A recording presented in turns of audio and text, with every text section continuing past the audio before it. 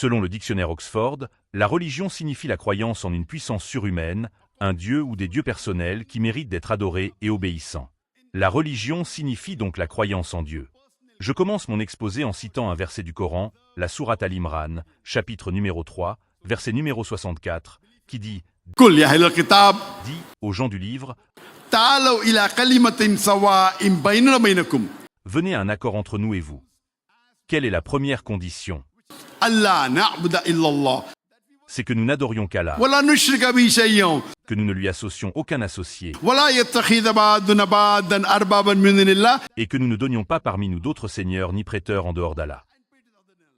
فإن تولوا Puis, s'ils tournent le dos, فقولوا اشهدوا dites, بأننا مسلمون soyez témoins que nous sommes des musulmans, soumettant notre volonté à Allah subhanahu wa ta'ala. Ce verset du glorieux Coran, selon moi, est la clé principale pour faire la dawa.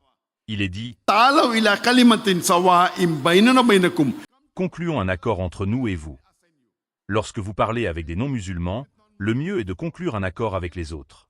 Et parmi tous les accords, le plus important est que ألا نعبد إلا الله nous n'adorions qu'un seul Allah.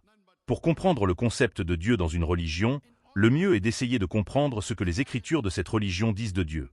Si vous comprenez le concept de Dieu en observant ce que font les adeptes de cette religion, ce n'est pas approprié. Car bien souvent, les adeptes eux-mêmes ne savent pas ce qui est mentionné dans les écritures authentiques de cette religion. La meilleure méthode, et la plus appropriée, pour comprendre le concept de Dieu dans une religion est d'essayer de comprendre ce que les écritures authentiques de cette religion ont à dire à son sujet.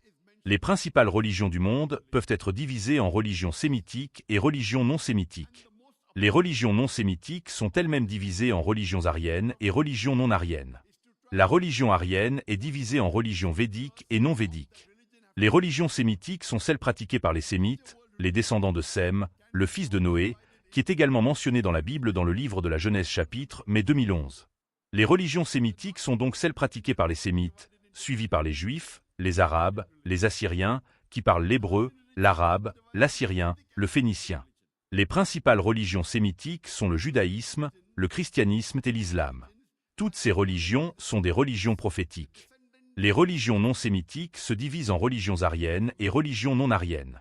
Les religions aryennes sont celles pratiquées par un puissant groupe de peuples indo-européens qui se sont répandus en Europe et dans le nord de l'Inde.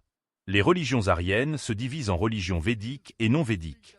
La religion védique a été appelée à tort hindouisme ou brahmanisme. Selon Swami Vivekananda, il s'agirait en fait de religion védique. Mais les gens appellent ceux qui suivent la religion védique hindouisme ou brahmanisme. Le nom le plus approprié est cependant védantisme.